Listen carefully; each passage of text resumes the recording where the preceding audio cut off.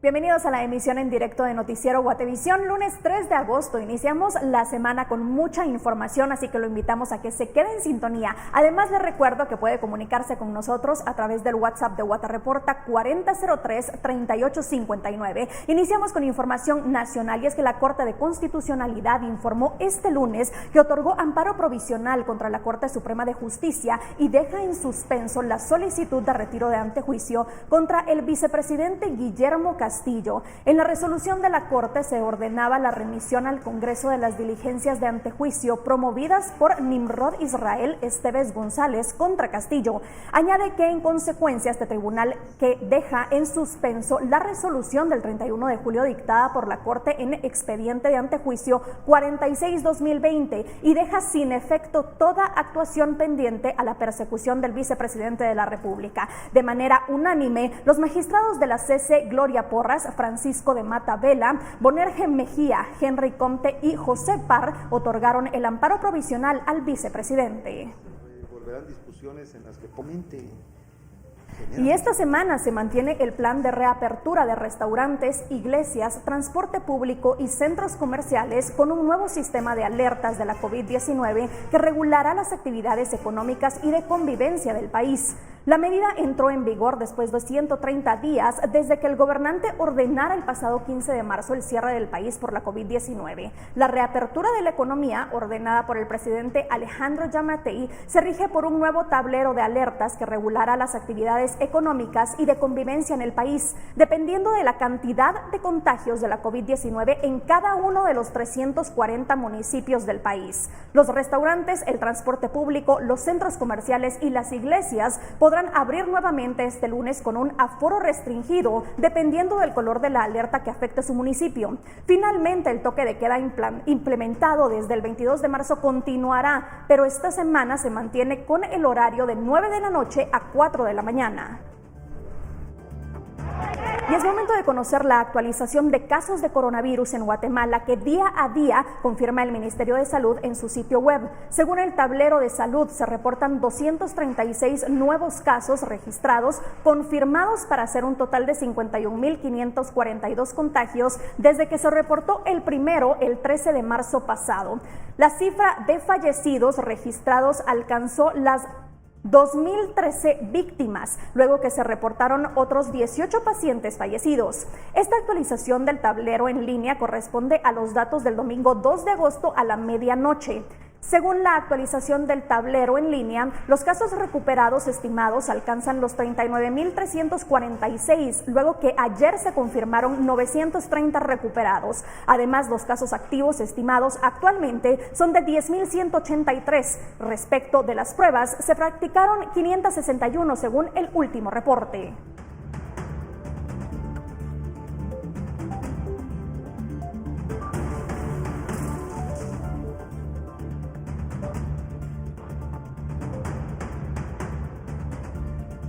Las carencias en los hospitales temporales se siguen evidenciando. La PDH realizó una verificación al Hospital Temporal del Parque de la Industria y dentro de los hallazgos está la falta de médicos y medicamentos. Andrea Domínguez nos da los detalles. Andrea, nos enlazamos contigo. Buenas tardes. Buenas tardes, Paula, al igual que a nuestros televidentes. Dentro de estos hallazgos que encontró la Procuraduría de los Derechos Humanos, señalan que es preocupante la falta de médicos especialistas para la atención de los pacientes con coronavirus, pues destacan que falta la contratación de al menos 55 médicos generales, pero también el de 20 médicos especialistas. Ante ello, también han reportado que dentro de los hallazgos encontraron que no hay ningún médico especialista que esté atendiendo a los pacientes que se encuentren en el área crítica y que ahora esto depende de aquellos que se encuentran en EPS. Escuchemos cuáles han sido las declaraciones de la doctora Zulma Calderón, defensora de los pacientes de los hospitales de la Procuraduría de los Derechos Humanos. En este momento la responsabilidad de la atención en el área de intensivo recae de forma directa en los médicos EPS del área de medicina interna. Son únicamente 3 de los que están asignados a este hospital. Es sumamente lamentable, ya que siendo un hospital especializado no se cuenta con médicos intensivistas que puedan brindar la atención en este servicio. faltan en esta área insumos básicos, desde gasas hasta papel para realizar electrocardiograma y sobre todo el fortalecimiento con más equipo, ya que en este momento únicamente se cuenta con 20 ventiladores y el área de intensivo tiene una capacidad de 38 camas. Además, también han denunciado que se ha encontrado que aún faltan varios medicamentos, principalmente para la atención de pacientes en estado crítico, y que ante ello ahora el hospital está dando está pidiéndole a las familias que sean ellos quienes traigan estos medicamentos. Una denuncia que se ha venido evidenciando desde hace varias semanas también por los propios familiares de los pacientes que se encuentran recluidos en este hospital temporal, un hospital insignia para la atención de los pacientes con coronavirus, pero que según la Procuraduría de los Derechos Humanos aún está pendiente de poder dar la atención adecuada a los mismos. Escuchemos cómo está en el tema de medicamentos este hospital. El nivel de abastecimiento de medicamentos se encontró en el 60%, con alrededor de 54 medicamentos que se encuentran en cero. El material médico quirúrgico de igual forma estaba en el 48%, evidenciándose que hacían falta insumos muy elementales como las bolsas de recolección de orina, por ejemplo, y algunas mascarillas que son para el uso de pacientes que necesitan ser atendidos con oxígeno. Esta es una situación que también ha sido repetitiva y que es urgente que el Ministerio de Salud atienda, tomando en cuenta que este es el hospital insignia para la atención y la respuesta del COVID en Guatemala. Y aunque en el Hospital del Parque de la Industria se ha habilitado el número 2305-4000 para poder tener detalle de cuál es la salud de los pacientes que se encuentran acá, la PDH ha señalado que es muy difícil que las personas que se encuentran a cargo del call center de este hospital respondan, algo que incluso también afecta a las familias, pues muchas personas son enterradas como XX ante la falta de información o el contacto que se tiene con estas familias. También se ha resaltado que el hospital no cuenta con una morgue especializada para poder tener a estos pacientes, y es por ende que muchos continúan siendo enterrados como XX. Con esta información y con imágenes de Fernando Cabrera, yo regreso con ustedes a Estudios Centrales. Reportó para Noticiero Guatevisión Andrea Domínguez. Preocupante situación, Andrea, la que se vive en el Parque de la Industria. Muchísimas gracias por tu reporte. Y ahora tenemos información internacional. Los vientos de la tormenta tropical Isaías recuperarán la fuerza de huracán antes de llegar a las costas del noreste de Carolina del Sur y al sur de Carolina del Norte, informó el Centro Nacional de Huracanes de Estados Unidos. Los vientos máximos sostenidos de Isaías alcanzan ahora 110 kilómetros y el ojo de la tormenta se ubica a 150 kilómetros al noreste de Florida y a 400 kilómetros sur-suroccidente de Myrtle Beach, Carolina del Sur. Más de 2.200 bomberos intentan contener un incendio fuera de control que se desató al sur de California, cerca de la ciudad de San Bernardino. Ya se han quemado más de 8.300 hectáreas en el Cherry Valley y el Bosque Nacional de San Bernardino. Los récords de sequía en la vegetación, la baja humedad y temperaturas altas alimentan el incendio, según el Servicio Forestal estadounidense. Al menos 2.600 viviendas y casi 7.800 personas han tenido que ser evacuadas. Los bomberos habían logrado contener el 5% del incendio. Hay una investigación en curso para determinar el origen del fuego, que podría haber sido deliberado. La Organización Mundial de la Salud ha advertido que si bien hay esperanza sobre una vacuna contra el COVID-19, tal vez nunca habrá una cura que permita terminar definitivamente con la pandemia que ha infectado a millones de personas en todo el mundo. Asimismo, el director de ese organismo hizo un llamado a la comunidad mundial para no escatimar esfuerzos en la lucha contra el nuevo coronavirus. Finalmente, el funcionario se refirió a la búsqueda de la vacuna contra el COVID-19 como histórica, ya que se está desarrollando a una velocidad sin precedentes. Escuchemos las declaraciones del funcionario de la OMS.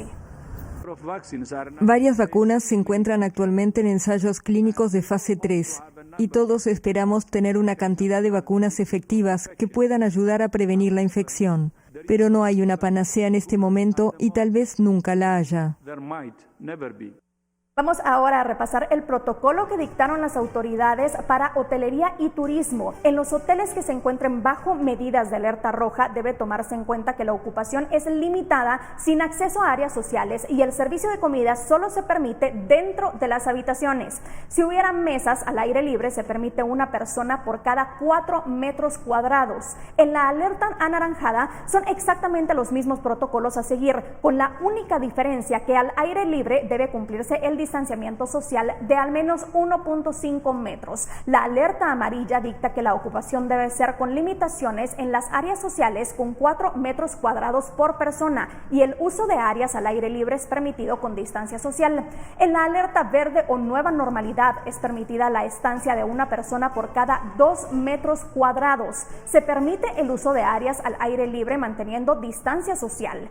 En cuanto al transporte turístico, los protocolos son los siguientes. Para la alerta roja y anaranjada se permite una ocupación al 50%, en la alerta amarilla se permite una ocupación al 75% y en la alerta verde del 100%. En todas las fases de alerta se debe tener la autorización del Ministerio de Comunicaciones y de Salud Pública. Y pasamos brevemente a los centros turísticos. Aquellos que estén bajo alerta roja deben permanecer cerrados. Los que estén en alerta anaranjada se permite únicamente grupos menores a 10 personas. En alerta amarilla se permiten visitas de grupos menores a 15 personas y en alerta verde se permiten grupos menores de 20 personas. Recuerde siempre lavarse las manos, usar mascarilla y mantener la distancia social. Y cambiando de tema, ¿cuál es el contenido que se ha hecho viral en las redes sociales? Al regresar del corte comercial lo conoceremos. Ya volvemos.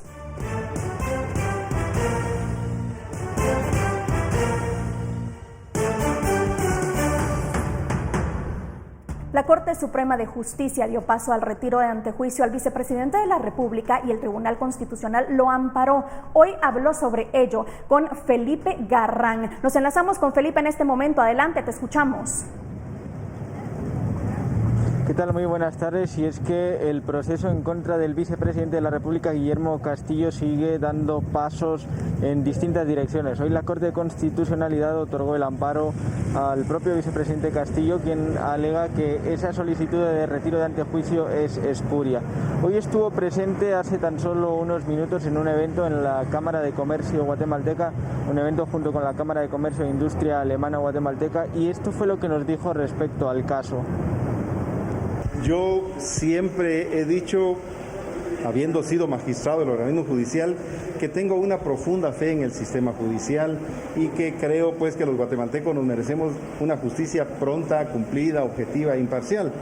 El hecho que pues se le haya dado un trámite muy rápido y se haya enviado se haya pretendido enviar inmediatamente al Congreso, pues no deja de sorprender. Sin embargo, creo yo que la valoración que ha hecho la Corte de Constitucionalidad al otorgar el amparo provisional es correcta, está basada en ley, al considerarse que, pues, según lo yo planteado en mi memorial, no se hizo una revisión del expediente. La Suprema creemos debió haber analizado, debió haber pedido algunas pruebas, tener más información de si esto no era espurio, no era político o ilegal, y pues rechazarse in limine, porque pues lo que motiva la denuncia para que se retirara mi antejuicio no tiene ningún sustento. Este es un nombramiento que recae en una persona únicamente para cubrir el periodo de 2 meses, porque antes de que se nombrara a ella, se inició el proceso público de oposición para elegir a quién será el secretario general y el secretario general adjunto para un periodo de 3 años. El proceso llevó todas las sustanciaciones correspondientes, ya prácticamente se tendrá que definir en los siguientes días, así que pues sorprendido, por supuesto, pero creemos en la justicia y por eso se otorgó el amparo provisional. Recordamos que una vez que la Corte Suprema de Justicia resolvió, esto tiene que ser llevado frente al Congreso de la República, y precisamente desde allí se pronunció el diputado Aldo Dávila de la bancada WINAC al respecto. Es interesante ver cómo la Corte Suprema de Justicia, que ya no debería estar en sus puestos, si no se pusiera en último punto el escogerla en el Congreso, sigue emitiendo resoluciones de este tipo. Vemos cómo a la primera le quieren quitar antejuicio al señor vicepresidente, pero vemos como otros diputados, aunque han pasado más de 4, no ha pasado, no han procedido a quitarle el antejuicio. Así que bien, son varias las aristas que convergen en este caso. Por un lado está la Corte Suprema de Justicia, que dio paso a este retiro de la inmunidad. Por otro lado está el Congreso de la República, quien está a la espera de recibir tal solicitud para conformar la pesquisidora y juzgarlo él mismo. Además está la Corte de Constitucionalidad, que ha amparado al vicepresidente Castillo, y finalmente está también la figura del presidente de la República, Alejandro Giammattei, quien este fin de semana emitió un comunicado en el que quedó la frase "Guillermo, contás conmigo". Con imágenes de Carlos Hernández, yo vuelvo contigo al set principal. Muchísimas gracias, Felipe. Por supuesto que invitamos a todos nuestros televidentes a que estén en sintonía de la emisión de las 6 y 9 de la noche para saber cómo se desarrolla esta noticia. Damos un giro en la información porque la Fiscalía Especial contra la Impunidad del Ministerio Público reveló que luego de una investigación se logró determinar que la exdiputada Daniela Beltranena violentó el arresto domiciliario y se reunió con un diputado de FCN Nación. También el empresario José Luis Ortiz infringió el arresto domiciliario, según la investigación, e incluso participó en manifestaciones en contra de las medidas sanitarias por la emergencia del coronavirus. Edwin Pitán tiene esta información. Edwin, adelante con tu reporte, te escuchamos. Hola, muy buenas tardes, un saludo cordial a toda la audiencia del noticiero Guatevisión de las 13 horas. Me encuentro afuera de Torre de Tribunales y en este edificio se ha desarrollado una importante audiencia del caso cooptación del Estado. En el piso número 14, en la sala de audiencias del Juzgado de Mayor Riesgo B, los fiscales de la Fiscalía Especial contra la Impunidad, FESI, del Ministerio Público, solicitaron al juez de Mayor Riesgo B, Miguel Ángel Gálvez, retirar las medidas sustitutivas de las que eran beneficiados Daniela Beltranena, la exdiputada, y José Luis Ortiz, un empresario vinculado a este caso de corrupción. Ello porque, según la investigación de la Fiscalía Especial contra la Impunidad, violaron el arresto domiciliario, salieron de sus casas y fueron documentados por los fiscales del Ministerio Público. Durante esta audiencia se le presentó un expediente de cada investigación al juez de Mayor Riesgo B, y este contenía algunas fotografías que lograron captar los investigadores de la FESI cuando estas personas salieron de sus viviendas. Una de ellas es Daniela Beltranena, la exdiputada, quien en un centro comercial se reunió el 2 de marzo pasado con el diputado de la bancada FCN, Javier Hernández. Esto es lo que decía el juzgador al respecto. En las imágenes de las hojas 3 y en las imágenes de la 47, donde más o menos se pudiera establecer que fueron 2 horas, pero el problema es que no fue solo al banco, pues ella se juntó con una persona, y disculpen, yo no lo conozco, Javier Alfonso Hernández Franco. Además, durante esta audiencia, los fiscales de la FESI también entregaron ese expediente de investigación del empresario José Luis Ortiz, quien ellos pudieron determinar que en junio pasado, el 18 de junio específicamente, él violó el arresto domiciliario, salió de su casa y participó en una manifestación en la cual exponían su contrariedad a las disposiciones presidenciales para preservar las normas sanitarias por la emergencia de coronavirus. Estas personas estaban en contra de esas medidas y entre ellos estaba este empresario José Luis Ortiz. Incluso fue grabado en una discusión en la Plaza Obelisco, en zona 13, con un médico, cuando él estaba discutiendo estas medidas impuestas por el gobierno central. Yo no estoy extendiéndome con las restricciones impuestas cuando desde el principio se le hizo ver el arresto domiciliario en su residencia y con la única salvedad era ir a trabajar. Era lo único que podía hacer. Miguel Ángel Gálvez, el juez de Mayor Riesgo B, dijo que el 2 de septiembre próximo estará resolviendo si retira o no las medidas sustitutivas otorgadas a Daniela Beltranena y el empresario José Luis Ortiz. En este último caso, paradójicamente, cuando él se manifestaba en contra de las medidas de prevención por la pandemia, ahora es beneficiado porque este mes de análisis que estará otorgando el juez de Mayor Riesgo B es por las condiciones vulnerables de contagios de COVID-19 en la las cárceles. Con imágenes de Juan Diego González, reportó Edwin Pitán. Increíble lo que sucede en nuestro país. Muchísimas gracias, Edwin, por tu reporte. Es inicio de semana y queremos saber qué nos espera con el clima, así que nos enlazamos con Pamela Valdés, que nos tiene los detalles. Pamela, buenas tardes. Muy buenas tardes, qué gusto poderles acompañar. Es momento de compartir con todos ustedes las condiciones del clima para las próximas horas en los diferentes departamentos de nuestro país, donde las condiciones de cielos parcialmente soleados en la mayoría del territorio nacional prevalecen, pero no se descarta la probabilidad de actividad eléctrica y lluvias en horas de la tarde y parte de la noche, como ustedes pueden observar en esta imagen satelital. Nos trasladamos a continuación a la gráfica del territorio a esta hora de la tarde, donde se pronostican cielos parcialmente soleados para los departamentos ubicados en la meseta central con probabilidad de lluvia más adelante. Tendremos principalmente tormentas eléctricas para el occidente. Estas mismas condiciones se reportan para la costa sur, mientras que en el departamento de Petén tendremos totalmente nublado, y para el resto de los departamentos condiciones de cielos parcialmente soleados o cielos parcialmente nublados, sin descartar la probabilidad de actividad eléctrica. Veamos las condiciones en los próximos días, específicamente en la ciudad capital. Esperamos para el martes lluvia con una temperatura máxima de 26 grados centígrados. Para el miércoles a la mitad de la semana, cielos parcialmente soleados en la mayor parte del periodo con una temperatura máxima de 26 grados centígrados. Y para el jueves regresamos a principalmente condiciones de lluvia con una temperatura máxima de 25 grados centígrados. Y por último, la salida del sol esperamos mañana a las 5:46 de la mañana y se ocultará a las 6:30 de la tarde. Hasta aquí yo con información del clima. Regreso contigo.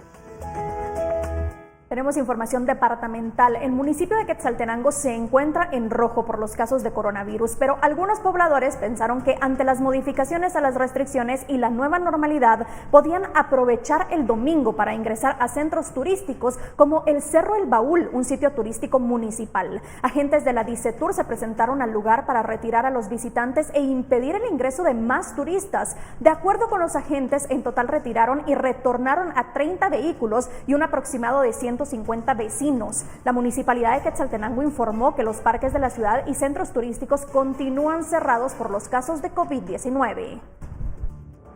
Nosotros como Policía Nacional Civil, porque somos una división de parte de la PNC, hoy, aparte de nuestras funciones de lo que es la protección de la vida, la integridad física, los bienes de las personas, por la situación que el país actualmente vive en cuanto al COVID-19, también hemos estado velando por la salud de las personas. Estamos en rojo acá en la mayoría de municipios de Quetzaltenango. Y tomando en cuenta que el Cerro El Baúl, un centro turístico que se ubica en la zona 5, pues hoy realizamos el retiro de varias personas que se encontraban en el lugar a bordo de quienes estuvieron en sus vehículos. Y después nosotros nos quedamos acá siempre resguardando el área y verificando que se cumpla, que las personas no visiten por estos días para evitar que sean contagiadas con COVID-19. Y hemos estado retornando varias personas que vienen a bordo de sus motocicletas, a bordo de vehículos, etcétera. Y pues les pedimos que por favor no visiten y tomar como que estuviera todo tranquilo. O sea, me refiero como que el COVID-19 ya no estuviera en nuestro país, y lamentablemente eso todavía es una realidad.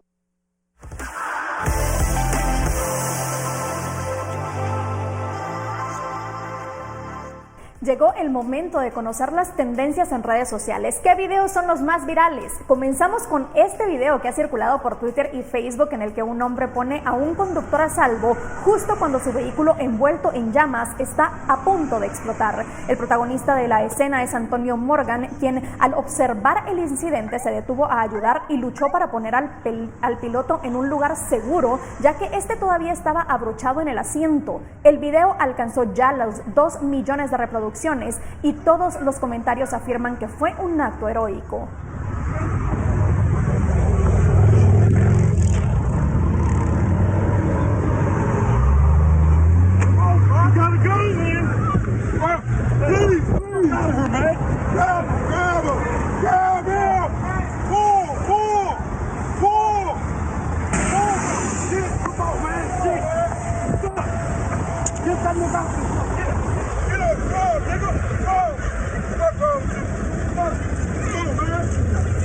¿quién dijo que los animales no pueden bailar? En TikTok es viral este simpático perro que realiza el reto Juliet siguiendo los pasos a la perfección. Este perro lo hace mejor que yo, es uno de los miles de comentarios que ha recibido Zayn, el perro tiktokero, quien alcanzó los 8.3 millones de likes en esta red social.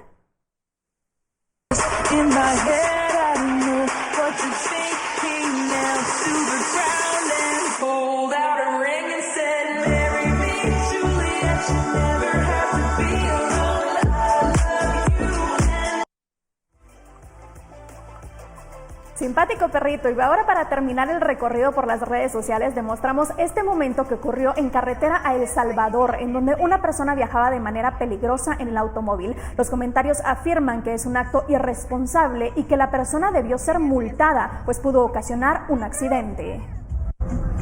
Y sí, pero ella no era un chavo, mucha me di cuenta que es mujer. Oh my goodness, ¿qué está pasando? ¿Qué nos está pasando? Merecemos extinguirnos, la verdad. Nomás dicen que van a abrir el país y la gente se bloquea. ¿Qué onda? Yo no sé. Mira, pues.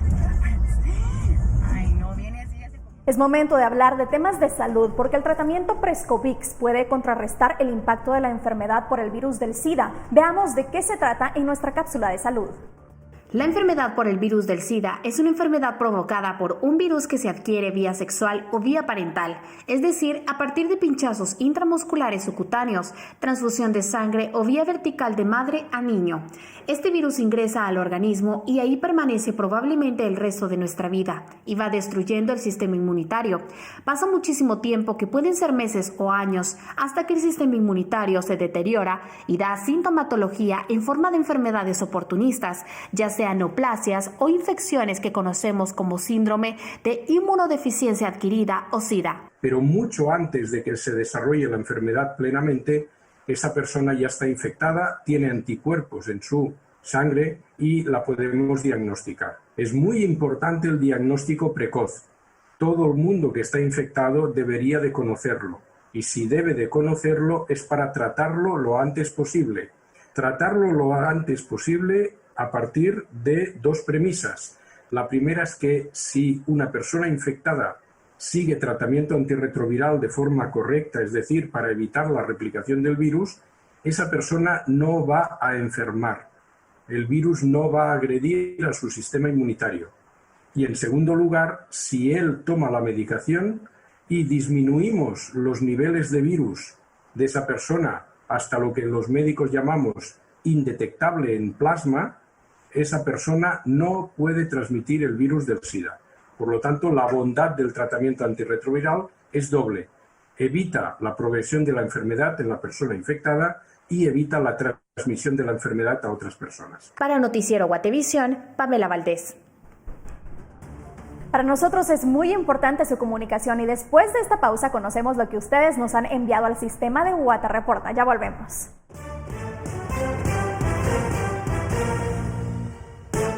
Gracias por continuar con nosotros. Y después de 4 meses de confinamiento, el pasado fin de semana los guatemaltecos pudieron volver a realizar varias actividades, lo que representó un alza en los accidentes y en los capturados por distintas actividades ilícitas. María Olga Menaldo nos da más detalles. María Olga, buenas tardes, te escuchamos.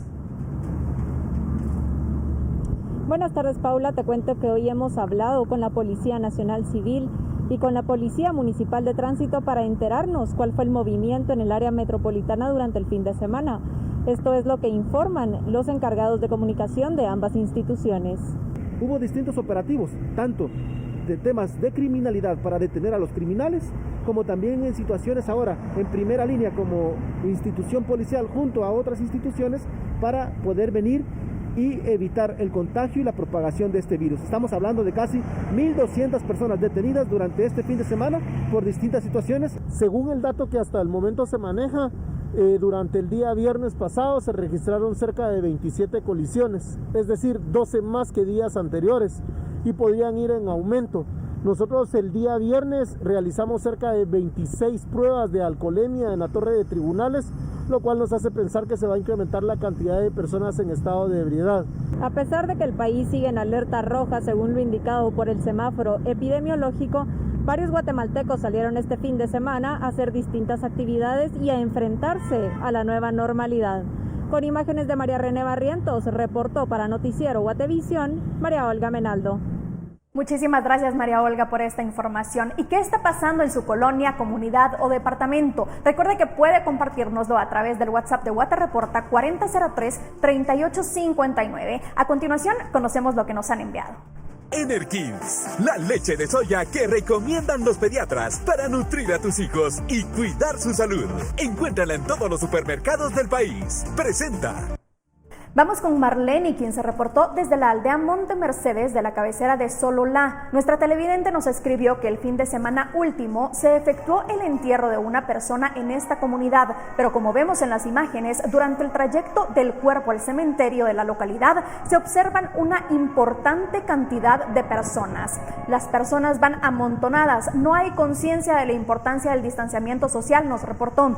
Cabe agregar que las restricciones respecto a los velorios y entierros se mantienen vigentes en el país, esto en un esfuerzo para contener la propagación de COVID-19.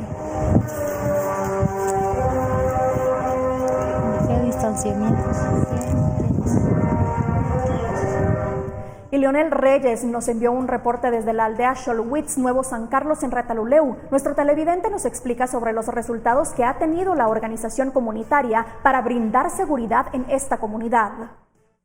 Estamos contentos, pero muy contentos. Este reportaje es un documental que me lo mando directamente a Guatevisión. Gracias a Dios, este patrullaje ha tenido un sentido. Hace años creo que, como todos ustedes han sabido, lo del área acá, estuvo en su momento muy seria la situación de los asaltos, las extorsiones, y gracias a Dios nos unimos todos. Realmente quisimos unir a todas las comunidades de Xolowitz, no se pudo lastimosamente, pero sí logramos reunir a lo que es Candelaria, centro, con las guardianías, que hoy por hoy estamos acá. Hoy ven un bonito grupo como de 25 a 30 personas, normalmente. Y el cantante Johnson Sebastián es originario de San Pablo La Laguna, Sololá. Nuestro televidente nos envió el video que grabó el 15 de julio último a puerta cerrada para evitar la aglomeración de personas. El tema se llama No hay nadie más y culpables, de los autores Sebastián Yatra y Manuel Turizo. El artista guatemalteco nos escribió que el tema lo dedica a todas las bellas mujeres, pues son la creación más hermosa de Dios. Como vemos en el audiovisual, en el cover participaron un guitarrista, un pianista y el cantante. La pandemia nos ha afectado a los artistas porque no hemos tenido eventos y dependemos de los espectáculos. También habíamos programado otros proyectos, pero por el cierre de algunos municipios ya no lo pudimos emprender, nos explicó. Voy a cuidar por las noches, voy a amarte sin reproches, te voy a extrañar en la tempestad, y aunque existan mil razones para renunciar. Enerkins, la leche de soya que recomiendan los pediatras para nutrir a tus hijos y cuidar su salud. Encuéntrala en todos los supermercados del país. Presentó. Y a continuación le compartimos detalles de sucesos reportados en este inicio de semana. Los bomberos voluntarios confirmaron que hace unas horas un vehículo liviano se incendió en el kilómetro 54.9 de la autopista Palina-Escuintla. Mientras esto ocurría, el conductor de otro vehículo se detuvo a observar el incidente, hecho que provocó que un camión volcara cuando el piloto del pesado vehículo intentó no impactar contra los dos vehículos livianos. En este hecho se reporta una persona herida.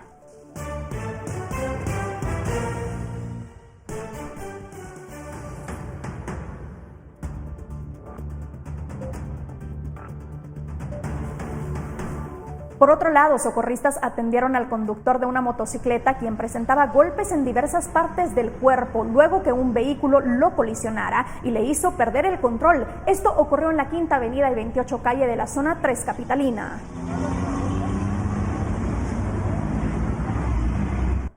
En otro hecho, esta mañana una persona resultó herida cuando conducía un vehículo particular que se salió de la vía en un sector de la zona 11 capitalina. Según el informe de socorristas, el vehículo cayó unos 5 metros en la ruta entre las Charcas zona 11 y la comunidad Misco. Bomberos voluntarios de la 10ª compañía auxiliaron a una mujer de 21 años que sobrevivió al percance y únicamente resultó con golpes que requirieron su traslado a un centro asistencial. Es momento de ir a otra pausa comercial, pero al volver tenemos más información. Quédese con nosotros.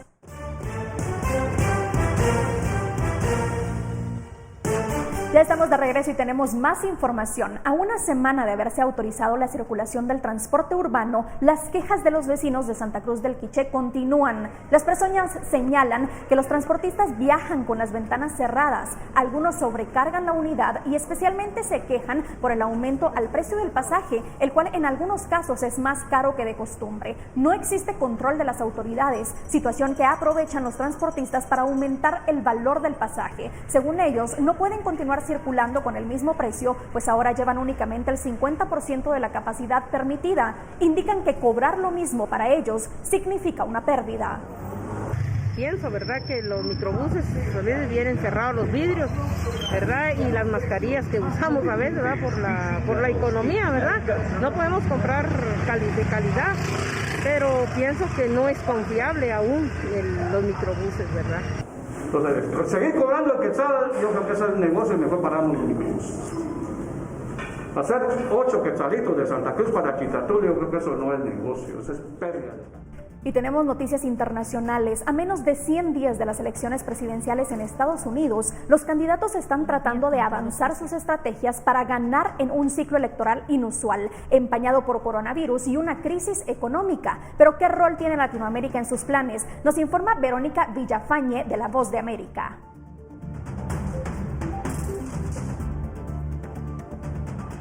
Con los días contados hacia la elección, las campañas del presidente Donald Trump y el vicepresidente Joe Biden están enfocadas en política doméstica, pero las relaciones exteriores también son parte de su plan de gobierno. Para hablar sobre este aspecto, hablamos con representantes de ambas campañas. ¿Cuáles son las prioridades de política exterior de la campaña respecto a Latinoamérica? Tener una estrecha relación con los países del sur de la frontera, específicamente con México, con Venezuela, con Colombia. Jesús Márquez, estratega republicano y miembro de Latinos for Trump, habló de parte de la campaña del presidente. Entonces, el presidente Donald Trump tiene principalmente en su agenda el de continuar con el apoyo al pueblo de Venezuela y también ayudándole en contra del régimen de Maduro, que gracias al presidente Donald Trump se ha ido debilitando. Juan Sebastián González, estratega demócrata y ex asesor del vicepresidente Joe Biden, definió los puntos claves de su política exterior hacia Latinoamérica. Tienes un vicepresidente que durante su tiempo en la Casa Blanca viajó a la región 16 veces. Él es alguien que conoce la región muy bien. Ha anunciado un plan de 4.000 millones en los primeros 4 años de su administración para atacar la pobreza y la inseguridad en esta región. ¿Qué planes hay con respecto a Venezuela? Continuar con las sanciones al gobierno venezolano y permitir que el gobierno de Guaidó continúe fortaleciéndose. El vicepresidente Biden ha dicho que él le daría TPS a los venezolanos el primer día como presidente y él trabajará en conjunto con la comunidad internacional para movilizar más presión encima del régimen de Maduro. Ambos dijeron que comercio, inmigración y seguridad serán puntos importantes de una relación efectiva con México. Verónica Villafañe, Voz de América, Los Ángeles. El mundo del espectáculo también está dando de qué hablar. Vamos a una pausa y al regresar conocemos las noticias más importantes de la farándula y la cultura.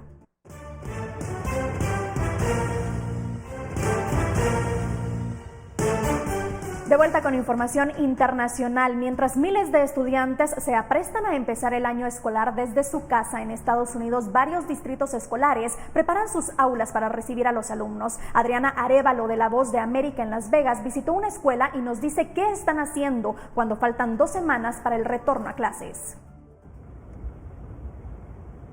Alrededor del país, los distritos escolares han decidido independientemente cómo empezar el año escolar.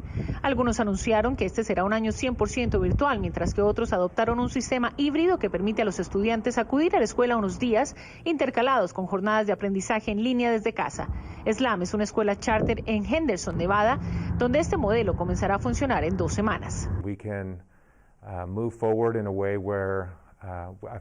Podemos avanzar de una manera en la que siento que tenemos un ambiente muy seguro para volver a la escuela. El 70% de nuestra comunidad ha elegido el modelo híbrido y el 30% de la comunidad ha elegido ser completamente virtual, lo que reduciría el tamaño de nuestras clases a aproximadamente 10 estudiantes por clase.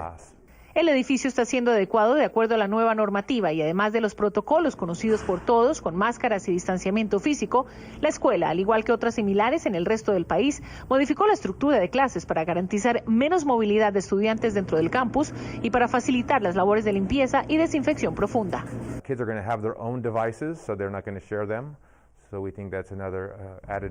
Los niños tendrán sus propios dispositivos, así que no los compartirán. Creemos que es otra medida extra. Además, compramos los dispensadores automáticos de papel y hemos mejorado los artículos de lavado de manos para las aulas y los baños.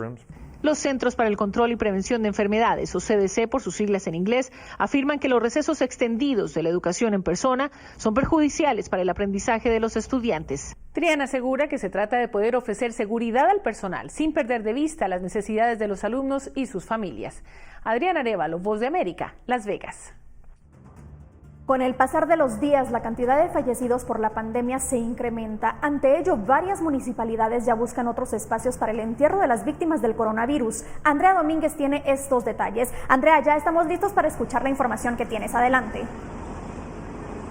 Buenas tardes nuevamente, Paula, y a nuestros televidentes. Y es que a 4 meses de la pandemia ya en el país se contabilizan 2.013 fallecidos, lamentablemente a consecuencia del coronavirus. Ante ello, acá en la ciudad de Guatemala, el cementerio que se ha dispuesto para enterrar a todos estos pacientes ha sido el cementerio La Verbena. Pero también hay que resaltar que aunque este cementerio es el único que se ha habilitado del departamento de Guatemala para este entierro, hay varios municipios que ya se encuentran colapsados en sus áreas, principalmente según la recomendación que ha hecho el Ministerio de Salud y la OMS, es que ellos, las personas que fallezcan por coronavirus, deben de ser enterrados en fosas que estén en tierra. Es por ello que al menos 12 municipalidades, dentro de ellos la de Salcajá, Quetzaltenango, se encuentran buscando otros sitios para poder ampliar sus cementerios. Escuchemos lo que señala el alcalde de ese municipio. Realmente ahorita nosotros tenemos acá en el municipio de Salcajá 6 fallecidos por el tema de COVID, y entonces nos preocupa que ya realmente no tenemos espacio. Déjeme comentarle de que a 4 se han enterrado en la misma fosa, solo que ha sido escalonado. Uno, perdón por la redundancia, uno abajo, otro encima, y así es como hemos estado trabajando. Ahorita tenemos una fosa apta para 3 nuevos cadáveres que van a estar ahí. A Salcajá también se suman municipios como el de Misco y Villanueva en el departamento de Guatemala, pero también en Escuintla está Zipacate y La Gomera, que buscan espacios. También está La Esperanza en Quetzaltenango y San Pedro Carchá, Altaverapaz, quienes ya han enviado solicitudes al Ministerio de Salud para que les pueda poder habilitar otros espacios que ellos se encuentran buscando. Dentro de ellos, algunos, como lo es la Municipalidad de Misco, que buscan realizar una fosa común exclusivamente para los pacientes que pierdan la batalla al coronavirus. Pero según lo ha señalado el alcalde de Salcajá y presidente de la ANAM, también hay otras municipalidades que buscan esto. Escuchemos. Tenemos alrededor de 12 solicitudes de diferentes municipios del país que de alguna manera son los que están haciendo el trámite como corresponde. Sin embargo, muchos municipios tendrán que aperturar, aunque no sea con el trámite, algún espacio, debido a que en tema de pandemia cualquier espacio se tiene que habilitar para que se pueda dar un entierro digno hacia las personas. Recuérdate que lamentablemente a un cadáver de COVID lo enterraron en un basurero, lo que causó repudio de toda la población, y nosotros como alcaldes en estas circunstancias tenemos que habilitar cualquier espacio de tal manera que se haga una sepultura digna mientras pasa toda esta pandemia. La agilización en la búsqueda de estos espacios para poder tener, principalmente para aquellas personas que fallezcan en estos municipios, se debe a que, según lo ha señalado la COPRECOVID, para finales de septiembre u octubre se podrían estar registrando alrededor de 5.000 muertes. Ya hasta este día llevamos 2.013 fallecidos a consecuencia del coronavirus, y la reglamentación que ha dado el Ministerio de Salud ha sido que todas estas víctimas deben de ser enterradas en espacios de tierra y no pueden ser en bóvedas. Es por ello que las comunas se encuentran agilizando este tipo de procesos. Con imágenes de Fernando Cabrera, regreso con ustedes a Estudios Centrales. Reporto para Noticiero Guatevisión, Andrea Domínguez. Andrea, muchísimas gracias. Ahora no solo tenemos hospitales colapsados, también los cementerios. Lamentable noticia. Y bueno, el mundo está generando noticias y al regresar las conocemos en la emisión en directo de Noticiero Guatevisión. Ya regresamos.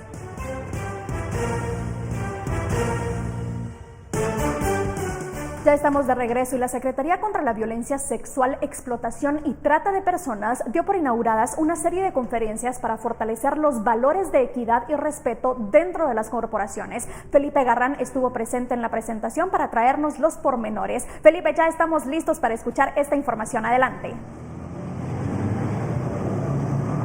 Muy buenas tardes, nosotros seguimos en la Cámara de Comercio guatemalteca porque el evento principal que se estaba desarrollando acá no era la comparecencia del vicepresidente de la República, sino el pistoletazo de salida a una serie de conferencias que la Secretaría contra la Violencia Sexual, Explotación y Trata de Personas ha organizado en conjunto con la Cámara de Comercio e Industria guatemalteco-alemana.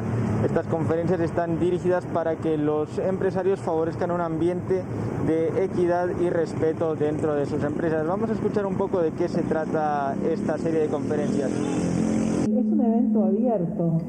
La Cámara de Industria y Comercio guatemalteco-alemana está apoyando. Nosotros esperamos que no solamente participen nuestros socios, que son más de 150 socios que tenemos en nuestra Cámara, pero también esperamos que se suman muchos más empresarios, porque es un tema que le compete a todo empresario guatemalteco, esté dentro de la Cámara o no. El primer ciclo, que es el acoso sexual en las empresas, que existe el 5 de agosto, sería el segundo ciclo, que va dirigido a recursos humanos, ejecutores y guardianes de la integridad de los colaboradores, y terminamos el 6 de agosto con un conversatorio, lo que se percibe como cultura de acoso.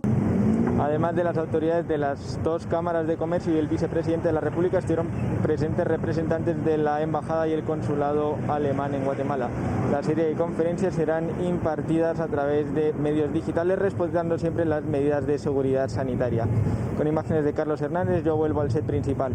Llegamos al final de la emisión en directo de Noticiero Guatevisión, invitándolo a que siga informándose a través de nuestra página web guatevisión.com y en las emisiones de las 6 y 9 de la noche. Nos despedimos con las imágenes que un usuario de Instagram captó del momento en que dos osesnos pardos estuvieron disfrutando del mar en la isla de Sajalín, al este de Rusia. Según cuenta el autor del video, los animales salieron del bosque antes del amanecer y caminaron por la costa en busca del desayuno. Tras encontrar sus reservas de pescado y comerlas, los osesnos empezaron a bañarse y jugaron en el mar cerca de una playa. Gracias por habernos acompañado. Hasta mañana.